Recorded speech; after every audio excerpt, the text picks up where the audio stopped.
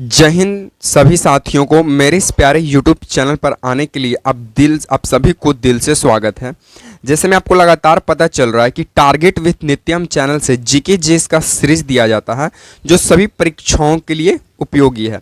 और यहाँ पे जितने भी सवाल कराए जाते हैं साथियों वो सभी PYQs रहते हैं, यानी प्रीवियस ईयर पर आधारित प्रश्न रहते हैं जो किसी न किसी एग्जाम में पूछे जा चुके हैं या फिर किसी न किसी एग्जाम में पूछने की संभावना बनती है आगामी परीक्षाओं के लिए। अब वो खासकर किसी भी वो तमाम परीक्षाएं हो सकते हैं जिसमें जीके जीएस का सवाल बनेगा, उन सभी परीक्षाओं के लिए वीडियो महत्वपूर्ण होने वाला है। अगर आप पहली बार इस चैनल पर विजिट करते हैं साथियों तो आप चैनल को सब्सक्राइब कर दीजिएगा, बेल आइकन को दबाकर ऑन कर लीजिएगा और अगर वीडियो पसंद आता है तो लाइक कीजिएगा, अन्यथा आप डिसलाइक कर सकते हैं। ये आपकी जवाबदेही बनती है। ठीक है, चलिए हम एक मोटिवेशनल कोट से इस वीडियो की शुरुआत करते हैं, जैसे में कि रोज की तरह हम जो करते हैं कि जब आंखों में अरमान लिया मंजिल को अपना मान लिया। क्या कि जब आंखों में अरमान लिया मंजिल को अपना मान लिया, फिर मुश्किल क्या आसान किया, ठान लिया तो ठान लिया। जब आपका गोल फिक्स हो चुका है तो उस गोल के लिए जो जो आपको नॉलेज चाहिए उन सभी तमाम आपको नॉलेज लेना पड़ेगा, जिस नॉलेज के चलते आप उस एम तक, उस गोल तक आप पहुंच सकें। ठीक है, तो चलिए हम वीडियो की शुरुआत करते हैं। उससे पहले हम आपको बता दें कि तमाम परीक्षाओं के लिए उपयोगी होने वाले हैं। जैसे आपके लिए बीपीएससी हो सकता है, बीपीएससी शिक्षक भर्ती हो सकता है, बिहार पुलिस हो सकता है साथियों, बिहार दरोगा, Bihar SSC, railway exam, banking exam, defence exam, ये तमाम परीक्षाएं हैं जिसमें जीके जीएस का सवाल बनता है। उन सभी परीक्षाओं के लिए वीडियो रामबाण होने वाला है सर, क्योंकि यहाँ पे जो भी सवाल कराए जाते हैं वो सिलेक्टिव क्वेश्चन रहते हैं और जितने भी सवाल कराए जाएंगे उसका फुल डिस्कशन होगा। आप देख तो लीजिए एक बार। चलिए सीधी बात नो बकवास पे चर्चा करेंगे रोज की तरह। और सबसे पहला सवाल से आपको हम रूबरू कराते हैं। देखिए सबसे पहला सवाल ही आपको स्क्रीन पे नजर आ रहा है क्या कि शनि के उपग्रह का नाम क्या है। एसएससी एमटीएस का इसमें एक भी ऐसा क्वेश्चन आप बता दीजिए जो एमटीएस ना पूछा हो। ये एसएससी का एमटीएस का फेवरेट प्रीवियस ईयर का सवाल था कि शनि के उपग्रह का नाम क्या है। तो आपको बता दें कि शनि के सबसे ज़्यादा सौर मंडल में जो 8 ग्रह है, इस 8 ग्रह में सबसे ज़्यादा उपग्रह शनि के ही पास है। टोटल 146 उपग्रह लेकर बैठ चुका है हमारे शनि साहब। तो इस बात को भी आपको ध्यान रखना पड़ेगा। इस शनि चाचा छोटा मोटा चाचा ना है, सबसे ज़्यादा सौर मंडल में यही उपग्रह लेकर बैठे हुए हैं हमारे चाचा। 146 उपग्रह रखे हुए हैं। और इनकी शनि उपग्रह का अगर नाम की बात करें तो एक प्रमुख नाम याद रखिएगा, टाइटन। सबसे पहला आपको नाम नजर आ रहा है टाइटन। टाइटन इनका एक प्रमुख बेटा रहा जो उपग्रह के श्रेणी में आता है शनि का। ठीक है, तो शनि का उपग्रह क्या क्या नाम है, टाइटन नाम है। अब देखिए 3-4 नाम, टाइटन, ट्रिटॉन, ट्राइटेनियम, फोबोस और डिमोस, ये ऐसे उपग्रह का नाम है जो कहीं ना कहीं आपको किसी न किसी एग्जाम में टपक के मिलेगा और आप ठपक के इसका आंसर दे दीजिएगा। ये फुल गारंटी दिया जाता है। ठीक है, तो देखिए शनि का उपग्रह टोटल 146 है। सबसे कम उपग्रह हमारा पृथ्वी का ही है सर, क्योंकि पृथ्वी का एकमात्र प्राकृतिक उपग्रह बेचारे हमारा चांद सा रोशन चेहरा और बालों का रंग सुनहरा वाला हमारा चांद सी रातनी वाला चांद ही है हमारा एक प्राकृतिक उपग्रह, जैसे में आपको मालूम ही होगा। ठीक है, आपको बता दें कि टाइटन जो है ये शनि का उपग्रह है। ट्रिटॉन एक नाम आता है। ये ट्रिटॉन जो है सर वरुण का उपग्रह है। किसका है, वरुण का। आपको जाहिर सी बात है कि वरुण को इंग्लिश में एन से नेपच्यून कहते हैं और यू से यूरेनस यानी अरुण। अरुण को हम कैसे छोड़ सकते हैं, जब उसका भाई वरुण का बात करिए लिए हैं तो अरुण का भी कर लीजिए। तो जो ट्राइटेनियम नजर आ रहा है सर ये अरुणे साहब का है, जिसे यूरेनस कहते हैं हम लोग इंग्लिश में। ठीक है, और बाकी जो बच गया जुड़वा भाई फेबोस और डिमोस, बोलता है कि जब फेबोस आएगा तो डिमोस हम आएंगे और जब डिमोस आएगा तो फेबोस आएंगे। ये दोनों जुड़वा है। बोलता है तुम आओ तो हम आएंगे, तुम नहीं आएगा तो हम भी नहीं आएंगे। और ये दोनों उपग्रह सर मंगल का है। इस बात को भी आपको जानकारी होना चाहिए कि मंगल का 2 उपग्रह हैं, फेबोस और डिमोस। अरुण का है ट्राइटेनियम, वरुण का है ट्रिटॉन और शनि साहब का है टाइटन। सबसे खतरनाक ग्रह है यही। ठीक है, चलिए एक और आपको उपग्रह आपसे पूछ देगा, गाइनामिड किसका उपग्रह है। तो आपको जानकारी के लिए बता दें सर कि गाइनामिड जो है, गाइनामिड देखिए स्पेस की कमी है, लिखने में थोड़ा दिक्कत है इसीलिए हम थोड़ा कम लिखते हैं। गाइनामिड उपग्रह जो है ये जुपिटर साहब का है। इन्हें कैसे आप छोड़ सकते हैं, सौरमंडल के सबसे बड़का दादा यही है, बुजुर्ग दादा जुपिटर, बृहस्पति जिसे आप बोलते हैं। ठीक है, तो इस बात को भी आपको ध्यान रखना पड़ेगा, ठीक है। जब आप पापा भाई को याद कर ही लिए हैं तो चाचा को याद करे में कहा जाता है, ठीक है। चलिए सेकंड नंबर सवाल की ओर आगे बढ़ते हैं। देखिए अगर आपको वीडियो पसंद आ रहा है ना तो वीडियो को सही में दिल से लाइक कीजिएगा, अन्यथा आपको ना भी लग रहा है ना तो आप डिसलाइक कर दीजिए ना, कोई दिक्कत ना है। चलिए सेकंड नंबर हमारा सवाल क्या कहता है सर कि चंदौली राष्ट्रीय उद्यान स्थित है। देखिए यूपी वाले लड़कों के लिए दो कंफ्यूजन है, एक है चंदौली और एक चंदौली, चंदौली और चंदौली। तो आपको बता दें कि जो चंदौली राष्ट्रीय उद्यान है यह हमारे एकदम पड़ोसी राज्य महाराष्ट्र के में स्थित है। कहाँ है? तो चंदौली राष्ट्रीय उद्यान महाराष्ट्र में स्थित है। कहाँ स्थित है? महाराष्ट्र में। अब सर महाराष्ट्र का चर्चा करिए लिए हैं तो महाराष्ट्र के कुछ इम्पोर्टेंट जो है नेशनल पार्क भी आप देख ही लीजिए। तो महाराष्ट्र के कौन कौन से प्रमुख नेशनल पार्क हैं, तो जिसमें टडोबा नेशनल पार्क महाराष्ट्र में आपको मिलेगा, 90 गांव नेशनल पार्क महाराष्ट्र में आपको मिलेगा, गुगामल नेशनल पार्क महाराष्ट्र में आपको मिलेगा। और ये भारत के प्रथम प्रधानमंत्री चाचा जी को कैसे छोड़ सकते हैं, पंडित जवाहरलाल नेहरू नेशनल पार्क भी आपको महाराष्ट्र में मिलेगा, संजय गांधी नेशनल पार्क महाराष्ट्र में मिलेगा। अब देखिए वो तमाम बहुत सारे हैं, अब किन किन की हम चर्चा करें, लेकिन ये कुछ प्रमुख नेशनल पार्क थे जो महाराष्ट्र में पाए जाते हैं। और आपको एक और जानकारी के लिए बता दें कि एक चंदौली आता है, चंदौली, ये चंदौली नेशनल पार्क जो है सर ये यूपी में पड़ता है, पंडित दीनदयाल स्टेशन के करीब पड़ता है चंदौली राष्ट्रीय उद्यान जो कि यूपी में है। ये है चंदौली जो कि महाराष्ट्र में है, ठीक है। कुछ आकार की कुछ मात्राएं का ही सिर्फ अंतर है, ठीक है। अब देखिए जब महाराष्ट्र का बात कर रहे हैं और हम उसका लोक नृत्य की बात ना करें तब तो ये फिर गलत हो जाएगा, ये नाराज हो जाएगा महाराष्ट्र। तो देख लीजिए कुछ महाराष्ट्र का, कहाँ का? महाराष्ट्र, कुछ महाराष्ट्र का प्रमुख लोक नृत्य देखिए क्या क्या।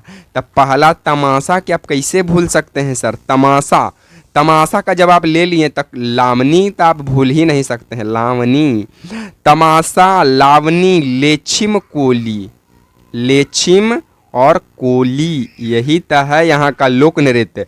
तमाशा, लावनी, लेछिम, कोली ये प्रमुख सर लोक नृत्य है महाराष्ट्र का। और एमटीएस जो ये ना पूछे ये हो ना सकता है सर, प्रीवियस ईयर पर बेस्ड है ये सभी, ठीक है। चलिए सर तीसरा नंबर सवालों की ओर हम लोग आगे बढ़ते हैं।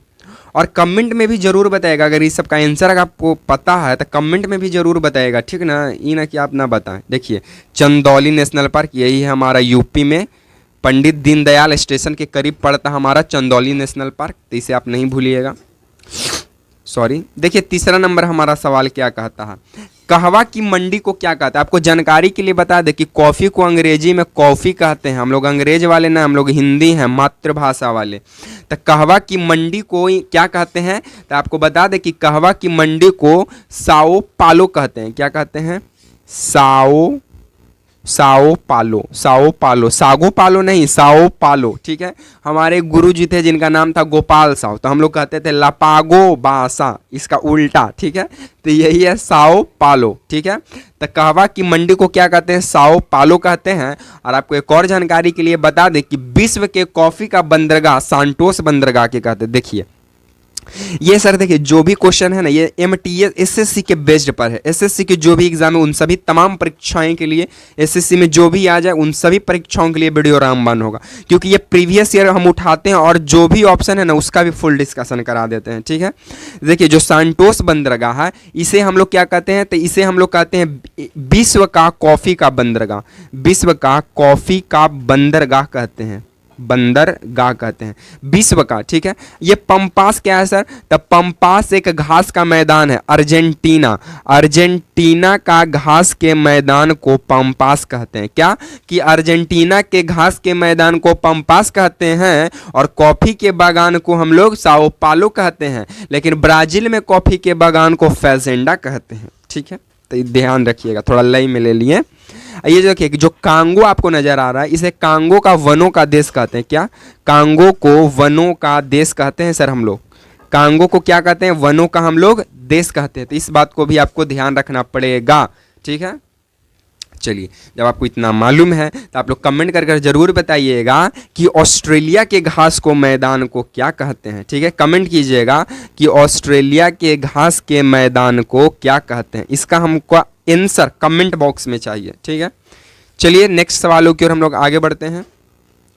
देखिए हमारा नेक्स्ट सवाल क्या कहता है कि एंटीलीज का मोती का स्थान किसे कहते हैं। एकदम सर ये ऐसे सिलेक्टिव प्रश्न जो आपको सिलेक्शन दिलाता है। भारत के ये लोकसभा के प्रथम अध्यक्ष सबको मालूम है कौन है, लेकिन लोकसभा के प्रथम उपाध्यक्ष कौन थे ये किसी को ना मालूम है, लेकिन सिलेक्शन अध्यक्ष से ना उपाध्यक्ष से होने वाला है। ठीक है, तो एंटीलीज का मोती का स्थान किसे कहते हैं, तो एंटीलीज का मोती का स्थान क्यूबा को कहते हैं। और आपको मालूम है क्यूबा कहाँ पड़ता है, अमेरिका में। क्यूबा की राजधानी कहाँ है, तो हवाना है। क्यूबा का राजधानी कहाँ है, हवाना है। और आपको एक और जानकारी के लिए बता दें कि क्यूबा को चीनी का कटोरा कहते हैं। पूरे देश का यानी विश्व का चीनी का ही का है, कटोरा है। अब भारत का चीनी का कटोरा उत्तर प्रदेश, लेकिन विश्व का चीनी का कटोरा क्यूबा है। और क्यूबा का राजधानी कहाँ है, हवाना है। और थाईलैंड का जिक्र किया जाए तो थाईलैंड को एशिया का पेरिस कहा जाता है। थाईलैंड को क्या कहा जाता है, एशिया का पेरिस कहा जाता है थाईलैंड को। एशिया का पेरिस कौन है, थाईलैंड है। ठीक है, आयरलैंड की बात करें तो आयरलैंड सर MTA और रेलवे की एकदम फेवरेट सवाल था कि आयरलैंड को क्या कहते हैं, तो आयरलैंड को एमराल्ड द्वीप के नाम से जानते हैं। एमराल्ड द्वीप के नाम से जानते हैं। आयरलैंड को एमराल्ड द्वीप के नाम से जानते हैं। थाईलैंड को एशिया का पेरिस के नाम से जानते हैं। और फिलाडेल्फिया देश को क्वेकर सिटी के नाम से जानते हैं। और आयरन मैन ऑफ इंडिया किसे कहते हैं, आयरलैंड से याद आ गया कि आयरन मैन ऑफ इंडिया किसे कहते हैं, इसका भी हमको जवाब कमेंट बॉक्स में ही चाहिए। ठीक है, चलिए डिस्कशन तो यहाँ पे होती ही रहेगा। नेक्स्ट सवालों की ओर आगे बढ़ते हैं। नेक्स्ट सवाल पे आ गए ही हैं तो एक मोटिवेशनल कोट और हम सुना देते हैं। क्या, तो मोटिवेशनल कोट जो है कुछ इस प्रकार है कि द्वंद्व कहाँ तक पाला जाए, युद्ध कहाँ तक टाला जाए। क्या, कि द्वंद्व कहाँ तक पाला जाए, युद्ध कहाँ तक टाला जाए, तो वंशज है राणा का, फेंक जहाँ तक ... आप भर दीजिएगा कमेंट बॉक्स में क्या होगा। ठीक है, चलिए देखिए हमारा नेक्स्ट सवाल क्या बन जाता है कि महावीर स्वामी का जन्म कहाँ हुआ था। आपको बता दें कि महावीर स्वामी का जन्म 599 ईसा पूर्व बिहार के वैशाली जिला के कुंडल ग्राम में हुआ था। ठीक है, कहाँ हुआ था, कुंड ग्राम में हुआ था। ठीक है, तो बिहार के वैशाली जिला के कुंड ग्राम में हुआ था। और महावीर स्वामी का माता का नाम क्या, पत्नी का नाम था क्या, तो महावीर स्वामी का पत्नी का नाम था यशोदा। ठीक है, इनका पिता का क्या नाम था, सिद्धार्थ। पिता का नाम क्या था, तो महावीर स्वामी का पिता का नाम क्या था सर, तो पिता का नाम था सिद्धार्थ। लेकिन गौतम बुद्ध का महावीर स्वामी का पत्नी का नाम क्या था, तो पत्नी का नाम यशोदा। पत्नी का नाम यशोदा, पिता का नाम सिद्धार्थ और माता का नाम त्रिशला। माता का नाम क्या था, त्रिशला। माता का नाम त्रिशला, लेकिन बेटी का नाम प्रियदर्शना था। ठीक है, तो महावीर स्वामी का जन्म 599 ईसा पूर्व बिहार के वैशाली डिस्ट्रिक्ट के कुंड ग्राम में हुआ। महावीर स्वामी का पत्नी का नाम यशोदा, पिता का नाम सिद्धार्थ, माता का नाम त्रिशला और पुत्री का नाम प्रियदर्शना था।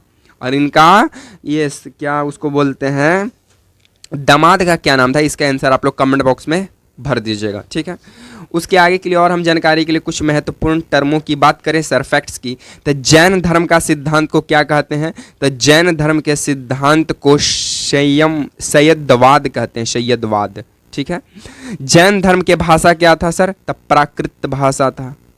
ठीक है, और पाली किनका था, तो गौतम बुद्ध का था। जैन धर्म के प्रथम तीर्थंकर कौन थे सर, तो जैन धर्म के प्रथम तीर्थंकर ऋषभ देव थे। जैन धर्म के दूसरे तीर्थंकर कौन थे, तो अजीतनाथ थे। जैन धर्म के ये 19वें तीर्थंकर कौन थे, तो मलीनाथ थे। कौन थे,